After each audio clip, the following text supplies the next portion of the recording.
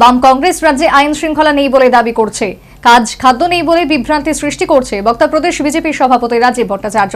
সেই সাথে তিনি সংশ্লিষ্ট বিষয়ে বাম কংগ্রেস নেতৃত্বের বিরুদ্ধে চ্যালেঞ্জ ছুড়ে দিয়ে বলেন, ত্রিপুরা জাতি বিদ্বেষ নেই, সবাই মিলেমিশে উন্নয়নের দিশায় কাজ করে চলেছে। এখানে সাম্প্রতিককালে কদমতলা সহ কয়েকটি জায়গায় হিংসাস্ত্রী ঘটনা সংঘটিত হয়। এই ইস্যুকে সামনে রেখে বিরোধীরা বিজেপি পরিচালিত সরকারের বিরুদ্ধে আইন শৃঙ্খলা অবনতির অভিযোগ নিয়ে জনদরবারে গিয়ে হারিয়ে যাওয়া জনভীতি ফিরে পাবার মরিয়া প্রয়াস জারি রেখেছে। এই অভিযোগ শাসক বিজেপির। রাজনৈতিক বিশ্লেষকদের অভিমত, রাজ্যের বিরোধীদের এই রণকৌশলের পাল্টা দিতে রাজ্য জুড়ে অঙ্গ সংগঠন যুব মোর্চাকে ময়দানমুখী করল বিজেপি। বুধবার সাবরুম মৈত্রী সেতু সংলগ্ন স্থান থেকে শুরু হয় 7 দিন ব্যাপী প্রদেশ যুব মোর্চার উদ্যোগে নম যুব বাইক যাত্রা। পতাকা নাড়িয়ে সাবরুম থেকে ধর্মনগর পর্যন্ত এই নম যুবক বাইক যাত্রা সূচনা করেন প্রদেশ সভাপতি রাজীব ভট্টাচার্য, প্রদেশ সাধারণ সম্পাদক অমিত রক্ষিত, বিধায়ক মাইলাপ্রু মগ, দক্ষিণ জেলার বিজেপি সভাপতি শঙ্কর রায় সহ অন্যান্যরা। নম যুবক বাইক যাত্রার নেতৃত্বে ছিলেন প্রদেশ যুব মোর্চার সভাপতি তথা বিধায়ক সুশান্ত দেব।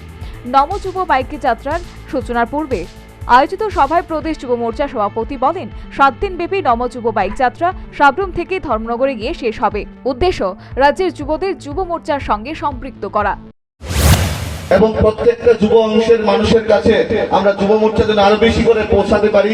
এই ইয়ুথ কানেকশন প্রোগ্রাম নামে আমরা সাবরুম থেকে ধর্মনগর পর্যন্ত বাইক যাত্রার মাধ্যমে প্রত্যেকটা অংশের যুবককে আমরা কানেকশন করার চেষ্টা করব এবং আমাদের সংগঠনকে আরো বেশি সুদৃঢ় ও মজবুত করার চেষ্টা করব। আমরা 7 দিন পরে এই কর্মসূচির সমাপন ধর্মনগরে আমরা করব। আমরা বিভিন্ন কার্যক্রম সে সাবরুম থেকে ধর্মনগর পর্যন্ত বিভিন্ন বিধানসভায়, বিভিন্ন মণ্ডলে, বিভিন্ন জেলাতে আমরা বিভিন্ন সাংস্কৃতিক কার্যক্রম থেকে শুরু করে বিভিন্ন ইয়ুথ এনগেজমেন্ট প্রোগ্রাম থেকে শুরু করে বিভিন্ন কার্যক্রম আমরা। অনুষ্ঠানে বক্তব্য রাখতে গিয়ে রাজ্যের আইনের শাসন নেই বলে যেভাবে বাম কংগ্রেসরা প্রচার করছে তার তীব্র বিরোধিতা করে বিরোধীদের চ্যালেঞ্জ ছুড়ে দেন প্রদেশ বিজেপি সভাপতি রাজীব ভট্টাচার্য। পাশাপাশি রাজ্যে উন্নয়নমূলক কাজগুলি সবার মধ্যে পৌঁছে দিতে যুবকদের আহ্বান জানান। পুরো রাজ্যের যুবকদেরকে, এই রাজ্যের গরিব সাধারণ মানুষদেরকে, এই রাজ্যের বিভিন্ন অংশের মানুষদেরকে বোঝানোর চেষ্টা করছে এই ত্রিপুরা রাজ্যে আইনের শাসন নেই, এই রাজ্যে খাদ্য নেই, এই রাজ্যে অমুক নেই তমুক নেই বলে মানুষকে বিভ্রান্ত করার চেষ্টা করছে। আমি তাদেরকে জিজ্ঞেস করতে চাই যে আজকে ল এন্ড অর্ডার, আজকে আইন শৃঙ্খলা নিয়ে ওনারা কথা বলছেন, আপনাদের লজ্জা হয় না? আপনাদের লজ্জা হয় না? গত কয়েকদিন আগে দেখলাম মানিক সরকার, প্রাক্তন মুখ্যমন্ত্রী রাজ্যের, উনি কদমতলা সফরে গেছেন। উনি সেখানে এই ঘটনার জন্য ভারতীয় জনতা পার্টিকে দায়ী করছেন। আমি আপনার এই বক্তব্যের চ্যালেঞ্জ ছুড়ে দিতে চাই, এইভাবে রাজ্যকে বিভ্রান্ত করবেন না। এই রাজ্যের মানুষ জাতি, জনজাতি, হিন্দু, মুসলিম, খ্রিস্টান, বৌদ্ধ সবাই মিলিত ভাবে এক ত্রিপুরা শ্রেষ্ঠ ত্রিপুরার স্লোগানকে সামনে রেখে এগিয়ে কাজ করছে।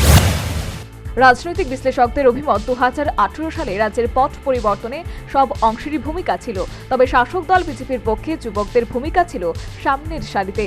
আর শাসক দল বিজেপি যুবদের সমর্থন আরও ধরে রাখতে সমর্থ হয়েছে বলে দাবি শাসক দলের নেতৃত্বদের। এই অবস্থায় রাজ্যে সাম্প্রতিক সময়ে ঘটে যাওয়া হিংসাস্ত্রী ঘটনার পরিপ্রেক্ষিতে বিরোধীরা যে মাইলেজ নেওয়ার চেষ্টা করছে তা বিলক্ষণেই বুঝতে পেরেছে বিজেপির থিঙ্ক ট্যাঙ্ক।